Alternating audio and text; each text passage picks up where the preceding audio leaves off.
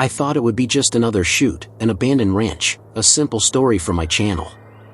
But the moment I stepped inside, the air changed, and I swear something whispered my name. Then I heard it, a voice from the darkness saying, "He won't let you leave." That's when I realized I wasn't alone there. Greetings, every shadow hides a story. Welcome. Under the Bed. It happened in late October, last year, in the scrub country 2 hours southwest of town, mesquite, wind, a long dirt road that turns into dust. I was alone. My name is Bill, 30 years old, freelance videographer, the kind who pays rent by shooting empty places no one talks about. I'd heard about the abandoned Hallow Ranch from a gas station clerk in Santo Ridge, a farmer and his boy gone 20 years, no funeral, no sale, just a property line nobody crossed anymore. I drove in before noon because I wanted sunlight and facts and an exit before dark. The plan was simple: walk through, get B-roll, record room tone, leave. The gate was there, bent, paint boiled off by summers. Tires thumped over the cattle guard and the road broke into ruts. Weeds slapped the undercarriage. When the house finally showed, a low, square shape with a raised porch and a single black rectangle where a window used to be, it didn't look evil, just tired. I parked so the nose pointed back to the road. Habit. Engine off, the wind took over, sliding across the dry grass with a hiss that felt like a whisper you can't quite catch. I logged GPS. The pin spun, stuttered, then flattened to gray. No bars. A text to myself hung at sending. I put fresh batteries in the mic, clapped for sync, called the slate. The little normal things kept my head steady. The porch boards held but cried under my weight. On the threshold, the smell hit: stale coffee, dust, mouse droppings, a faint sour that wasn't quite rot. I lifted the camera to pan the front room, a couch with its stuffing open, a hutch with glass cracked like ice, a calendar stuck on August 1999. The wind paused. The house became a held breath. From the dark of the hall, low and close, a voice said, "Don't come in." I froze so hard my teeth hurt. The camera bobbed in my hands, the lens caught nothing but a shimmer of doorway and a ribbon of light cutting the dust. It wasn't the house settling, wasn't wind in a bottle. It had weight. A man's voice, quiet, almost pleading, the way you warn a stranger on a highway not to step backward. I said hello before I could stop myself. The word felt wrong in there. Silence came back like a wall. I stepped backward onto the porch, heart punching, and waited for some ordinary thing to explain it: a bird in the flue, a phone notification piped through a speaker I hadn't seen. Nothing. I scanned the yard. No truck, no footprints, just sun and brittle weeds and my car angled to run. I told the camera what I'd heard, because saying it out loud made it smaller. I convinced myself I'd misheard the boards flexing. My job didn't pay to leave because a room sounded like a throat. I went in. The kitchen was to the right, canned goods rusted to rings, a coffee cup calcified to the table, spoon fused in a crust. A newspaper lay open to the weather page. A marker had circled a 3-day heat wave 20 years old. The hallway was narrow, 2 bedrooms, a bathroom, and a door that had been locked once and then kicked. The air had that closed-in chill houses get when they forget to breathe. I rolled 15 seconds of room tone, framed the empty bed, the fallen picture frame face down on the carpet. In the corners, spiderwebs fluttered without any breeze I could feel. I avoided the basement. You always save the worst for later because it keeps you moving. Back at the front room, I set the camera on the tripod and did a wide. On the mantel was a family photo in a cheap frame, a man with a sun-split smile, a boy squinting into light, a woman out of frame holding the camera because you could see her shadow on the porch rail. The ash of the fireplace had a shoe print cratered into it. Fresh was the wrong word. Preserved, maybe. I retraced my way out to catch exteriors. When I reached the porch, the sound of a latch made me turn. The gate I'd driven through stood closed. The chain was looped once, enough to look deliberate. The wind could have swung it, I told myself. The wind could have done a lot of things it had never done for me before. At the car I tried the ignition to test my exit. The The starter chattered and cut. Battery red fine, lights bright, no fire in the engine. I swallowed and laughed because the other option was not laughing. There's a moment on any property like this where you can feel your reasons thinning. I forced mine thicker. I told the camera a rap line for the exterior, noted the gate, noted the stall, noted that I was choosing to stay because daylight held and because if I left now I'd never come back to settle the question that voice had opened in me. I sat on the hood to drink warm water. The house watched with that blank window. When the wind picked up again, it came with grit, little stings on the skin, and a long sigh through the porch rails that arranged itself into a sound like words without vowels. I clicked record and let it capture 2 minutes of that. Maybe, later, I'd hear what I wanted to hear or what I had heard already. I tried the car again. Nothing. Sun slid past the peak of the roof and turned the weeds the color of an old bruise. I decided to wait it out from the driver's seat until the heat bled away, then make a second attempt. Better to be in steel and glass than under a ceiling I no longer trusted. I locked the doors, put the camera on the passenger seat facing the house, and let the mic run for a bed of ambience. The ranch sat there and pretended to be made of wood. Dusk folded up the edges of the field. In that last usable light, the doorway filled with a shape, just a darker rectangle inside the dark, person height, still. My breath fogged the inside of the windshield. The camera's red light winked. The shape didn't move. The wind died. The world became an ear waiting for a word. The word didn't come again. Not then. Morning came pale and thin through the windshield, turning the world a dull silver. I dozed in the driver's seat, neck stiff, camera still recording on low battery. Nothing had moved in the night, at least nothing I could see. But the microphone caught something I hadn't heard while sleeping, 3 knocks against metal, steady, like someone tapping on a pipe. I replayed it twice, then shut the camera off. The car started on the 3rd try. I let it idle, half relieved, half afraid of what leaving might mean now.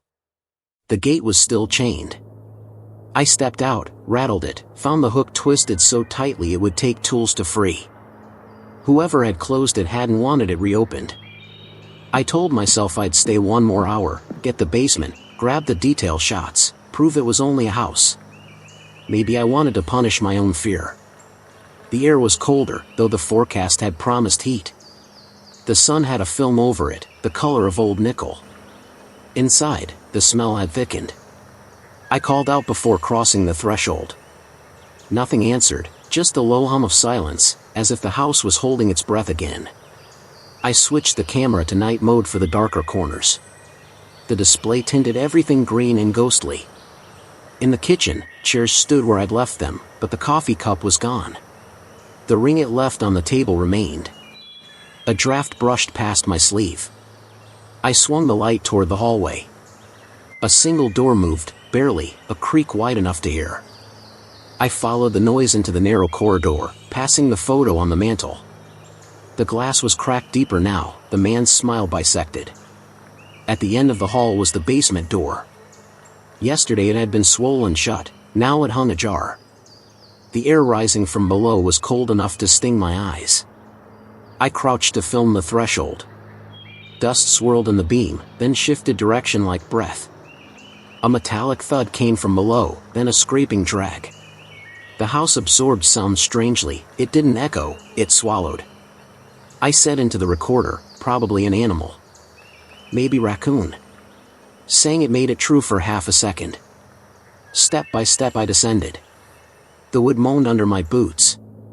The basement smelled of rust and rain-soaked dirt. Shelves lined the wall, jars clouded with something green. A single light bulb swung from the ceiling, dead but still moving. The camera glitched, a quick static burst, like interference. I tapped it. The screen stabilized, but a new sound crawled into the headphones, a low, drawn-out whisper that didn't come from me. He won't let you leave. Clear, calm, male. I froze mid-step, hand shaking so hard the lens rattled. The voice wasn't behind me or ahead, it was inside the air, vibrating through the concrete. I lifted the mic higher, whispered, "Who's there?" Nothing. Only the slow spin of the bulb. I replayed the last 5 seconds on the monitor. The words were there again, louder, wrapped in static, like someone speaking through an old tape. When I paused, the waveform still moved, tracing invisible speech. I stumbled back up the stairs, slammed the door, and pressed my back to it. The silence after the echo was worse. The floor under me seemed to breathe, a hollow sigh through gaps in the boards. Outside, daylight looked wrong, too dim, too flat. I ran to the gate, pulled at the chain until my palms split. It didn't give. The sound of footsteps crossed the porch behind me, slow, deliberate, each creak measured. I turned, but no one stood there. I shouted, "Who's out here?" The field answered with wind. My camera kept rolling from my shoulder strap. Later, when I watched that footage, I'd see the back door closing by itself in the background. But right then I didn't notice. I went to the car. The key turned but the engine coughed and died. I hit the wheel. The horn gave a short, strangled bleat and fell silent. The battery icon flashed red on my camera. There was no point yelling anymore. Whatever this was, it didn't want noise, it wanted attention. I walked back to the porch. The front door was open, though I'd closed it moments ago. The shadow inside was deeper than it should have been, like the light refused to enter. I stepped closer, raising the camera. From somewhere behind the walls came that same voice, distant now, almost thoughtful. "He's awake again." My throat locked. I scanned the doorway. Dust floated in a slow column, catching the gray light. On the inside of the doorframe, faint but fresh, someone had dragged a finger through the grime to write one word, "Stay." I backed away until my heels hit gravel. The wind died again, leaving only the static hiss in my mic. I turned off the camera, sat on the steps, and told myself I was still in control. The kind of lie you need to survive the first day of something you can't explain. When darkness began to gather at the edges of the yard, I locked myself in the car again. The camera rested on the dash, pointing at the house.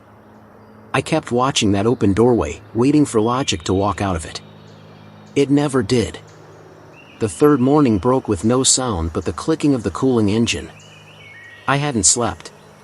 The ranch looked smaller in daylight, yet the air carried the same pressure, as if the land itself leaned inward. My camera had died overnight. I recharged it from the car socket while replaying fragments from the previous day. Each clip had faint distortions, small bursts of static, whisper-thin voices beneath the wind. I told myself it was bad compression. Still, the words sounded like they were forming sentences. I stepped outside with a tripod and notebook. The sun was weak, caught behind slow-moving clouds. Every sound, the gravel under my boots, the creak of the gate chain, felt louder than it should. I needed evidence, not superstition. I began with wide shots of the field and the barn. Halfway through framing the barn door, something crunched behind me. I turned. Nothing but weeds. I resumed filming. The crunch came again, closer, rhythmical, steps on dry grass. I spun the camera around fast enough to blur the lens. The screen caught only motion, dust swirling where nothing stood. I forced myself to narrate for the record. Third day, ambient noise, possibly echo from the fence. My voice cracked halfway through. The barn door resisted at first, then gave way with a groan. Inside, shafts of light cut through holes in the roof. Dust moved like smoke. Tools hung rusted on nails. A pair of children's shoes lay under a collapsed beam, one upright, one on its side. The air smelled faintly of engine oil and something sour, like fruit left too long in heat. In the corner stood an old tape recorder, caked with dust but intact. The label on the cassette read 1999. I brushed it off, pocketed it, and left before I could think too long about why it was still there. Outside, the sky dimmed. Clouds thickened fast, muting color from the grass. I started hearing the footsteps again, circling now, steady, following my pace. They stopped when I stopped. They resumed when I moved. I tested it 3 times before I ran back to the car. I sat inside, breathing through my teeth, recording audio only. Through the windshield, I watched the front door of the house. Curtains shifted though there hadn't been curtains before. I replayed the audio, faint breathing over mine, almost sinking, then drifting a half-second late, as if someone were repeating my rhythm from a few feet away. I forced myself to check the basement tape I'd found. The recorder's batteries had corroded, but the crank still turned. I managed to get it spinning through the camera mic input. At first, silence. Then, a man's voice, raw and unsteady, "Ben, come back inside." Followed by static and a sharp scream that clipped the audio into white noise. I hit stop. The scream had come from a grown man. When I looked up, the window of the house caught the reflection of a figure, shoulders, head, facing the yard. I jumped out, camera in hand, circled the porch, pushed open the door. The smell hit harder now, thicker, earthy. Inside, the light had shifted, dust floated in slow spirals. On the mantel, the family photo had fallen to the floor, face down. I picked it up. The glass had shattered completely. Written across the back, in uneven ink, was a line I didn't remember seeing before: "We can't leave. Neither will you." I stood still until the air cooled against my skin. Then came the sound, a floorboard groaning above me, one, then another. Someone walking. Slow, deliberate. I whispered, "Who's there?" The next creak answered from the hallway, closer. I aimed the camera upward. Nothing visible. The noise stopped right over my head. For a full minute, I didn't breathe. Then a sudden slam, one of the interior doors shutting by itself. The vibration shook dust from the ceiling. My camera tilted as I stepped backward, catching only fragments, the broken frame, the hallway, the empty air. I stumbled outside, lungs tight. The wind had stopped entirely. Even the insects had gone quiet. The silence was so deep it pulsed in my ears. I turned toward the car, then froze. Across the front window, drawn with a dirty finger, were 3 vertical lines, fresh, wet with condensation, though the glass was dry before. I wiped them away and got in, locking the doors. I replayed the basement clip again to be sure. The voice that said, "Ben, come back inside," ended differently now. After the scream, there was another sound. A whisper close to the mic, unmistakable, "He's still here." I shut off the recorder, heart pounding, and looked back at the house. The doorway was empty, but above it, just under the eaves, something fluttered. A sheet of paper pinned by a nail. I zoomed in with the lens. It was a photograph, me, standing at the gate, holding the camera. Taken yesterday, from an angle I hadn't used. I dropped the camera onto the passenger seat. My hands wouldn't stop shaking. There was no signal, no GPS. The clouds pressed down until the light turned copper. I told myself I'd drive out as soon as the engine caught again. The first raindrops hit, slow and heavy. The sound of them masked something else, a faint tap-tap from the back seat. I turned too fast, caught my elbow on the console. Nothing there. The tapping stopped. Outside, a gust lifted the paper from the eaves and carried it into the field. I watched it twist through the air until it vanished among the weeds. Then the voice came again, not from the house this time but from everywhere around me, low, patient, almost kind. "You shouldn't have listened." Lightning flashed. The house, for an instant, seemed full of figures in the windows, then empty again. I stayed in the car until night fell, headlights off, recording still running, hoping the rain would drown out whatever else waited to speak. By the 4th day, the sky had turned the color of metal. The ranch seemed smaller, yet heavier, as if gravity worked differently there. My clothes smelled like damp wood and old smoke. I hadn't eaten properly since I arrived. Every sound felt sharpened. Even the click of my camera felt too loud. I told myself I needed closure. I couldn't just leave without knowing. That voice in the recording, "He won't let you leave," it looped in my head until I began to doubt what was mine and what belonged to the ranch. Logic said it was interference. Instinct said I was being followed.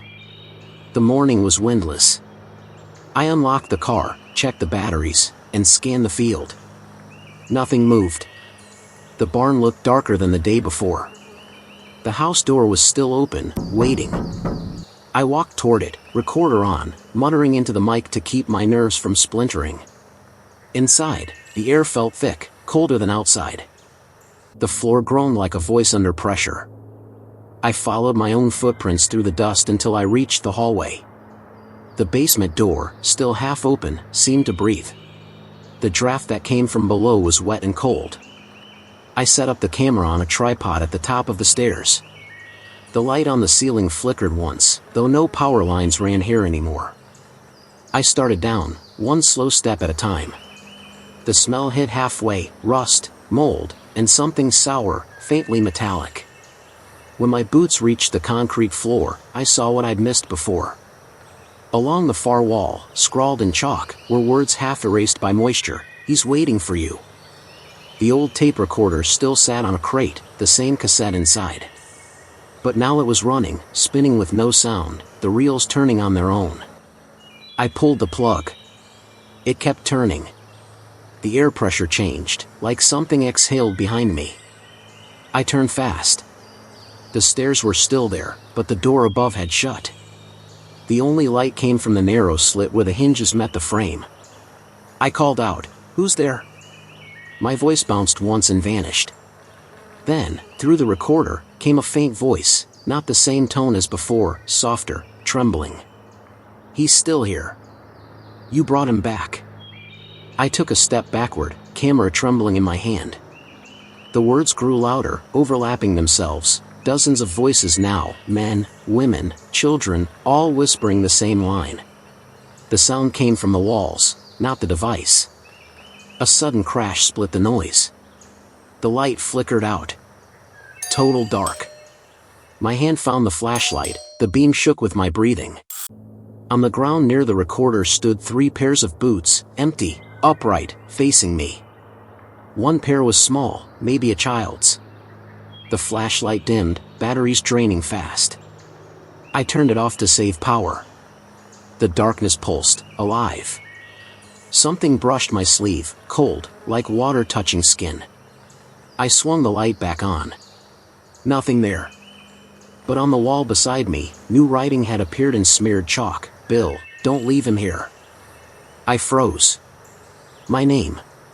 Fresh letters. The dust still falling. Someone had just written it. The temperature dropped fast. My breath turned visible. The recorder clicked, stopped, then reversed itself, playing backward. Between the distortion came that same line, twisted, "He will stay with you now." I lunged up the stairs, slamming into the door. It didn't move.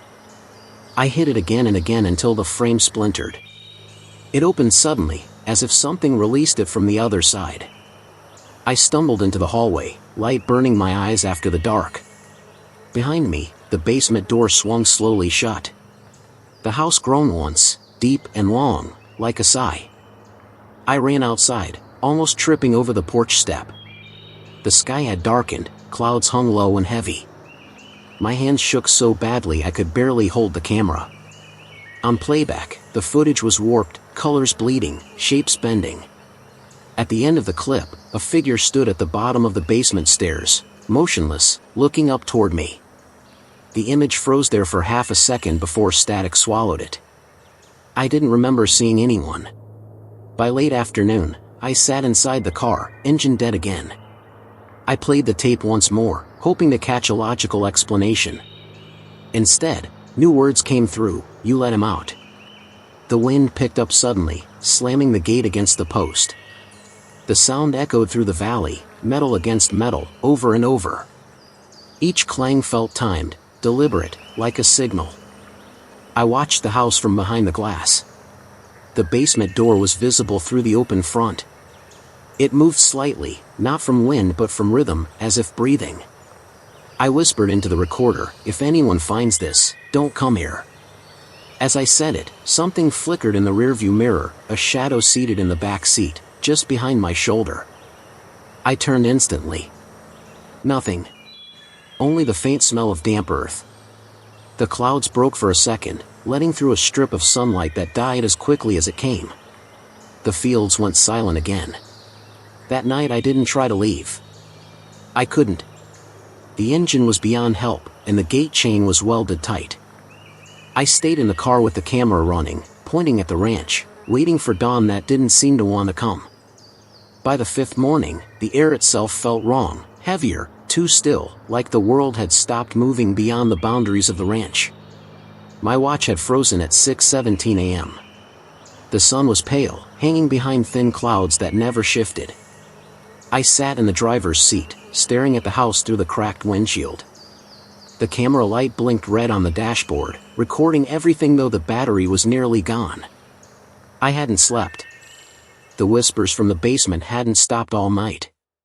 Sometimes they sounded beneath the floor, sometimes inside the car. Every time I closed my eyes, I heard breathing that wasn't mine. At sunrise, I told myself it was time to leave, no matter what. I turned the key. The engine coughed once and caught. Relief hit me like a drug. I laughed out loud. The gate still chained, but I didn't care. I could crash through if I had to. I reached for my camera to document the exit, and that's when I saw it. On the back seat, resting perfectly upright, was the tape recorder from the basement. I hadn't touched it since yesterday. It was already spinning. The voice came softly, as if leaning over my shoulder.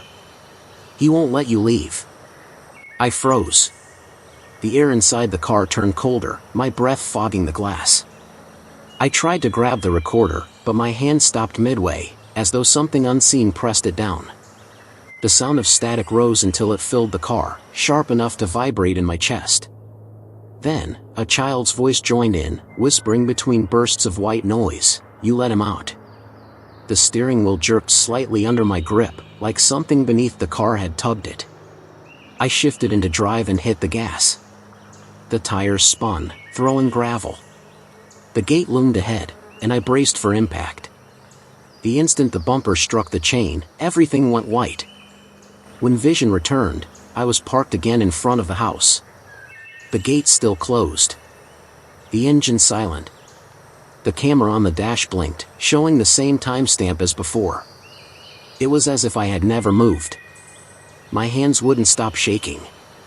I opened the door and stepped outside. The air carried a faint sound, children laughing far away, fading into the wind. I called out, but the noise turned to echo, repeating my voice back in fragments, "Leave, leave." I knew then that it was over, not the haunting, but the choice. Either I finished what had started, or I'd spend forever in this loop. I walked toward the house. The front door hung open wider now, swinging slowly back and forth. I crossed the threshold, camera rolling. The smell was stronger than ever, a mix of earth and smoke. The living room looked rearranged, furniture shifted, dust wiped away in circles. On the wall above the mantel was a single fresh handprint, muddy, large, fingers stretched wide. The basement door waited at the end of the hall, half open like a mouth. I descended without hesitation this time. The recorder's voice guided me downward, calm, even reassuring. "You can end it, Bill. Just finish what began." At the bottom, the tape recorder sat on the crate again, motionless now. The boots were gone. The chalk writing on the wall had changed. It read, "He's with you now." Behind me, something breathed. "Slow. Close." I turned, camera light sweeping across the room. There, standing in the corner, was a figure, a man, tall, skin pale under the beam, wearing the same flannel shirt as the farmer in the old photo. His eyes were black pits. He didn't move, just watched. I stepped backward toward the stairs, but they were no longer there, only a wall of solid wood. My heart hammered so hard I could hear it echo through the lens mic. The figure spoke in the same voice I'd heard since the first night. "You brought me back." The flashlight flickered. When it steadied again, the man was gone. Only the tape recorder remained, playing a new sound, footsteps on gravel, the sound of my own car door opening, and my voice whispering, "He's not gone." He followed me. I grabbed the recorder and bolted toward where the stairs should have been. My shoulder hit wood, and suddenly the wall gave way. I stumbled into daylight. The car was waiting, engine running. I jumped inside, slammed the door, breathing hard. The road ahead stretched open, endless. For the first time, the gate stood wide. I drove. The ranch grew smaller in the rearview mirror until it disappeared completely. The radio flickered on by itself, crackling through static. Then the same voice came softly, "He's still here." I looked into the rearview mirror. In the back seat, for just a moment, I saw the boy from the photograph. Mud on his face. Eyes dark. Watching me. The camera recorded until the battery died, 37 minutes of driving through empty desert before the screen went black. A week later, a sheriff's deputy found the car 5 miles from the ranch. Engine off, keys in the ignition. No sign of Bill. The camera sat on the passenger seat, lens cracked, recording light still blinking. The last frame shows the driver's side door slowly opening, and a voice, faint under the static, whispering the same words one final time. "He won't let me leave."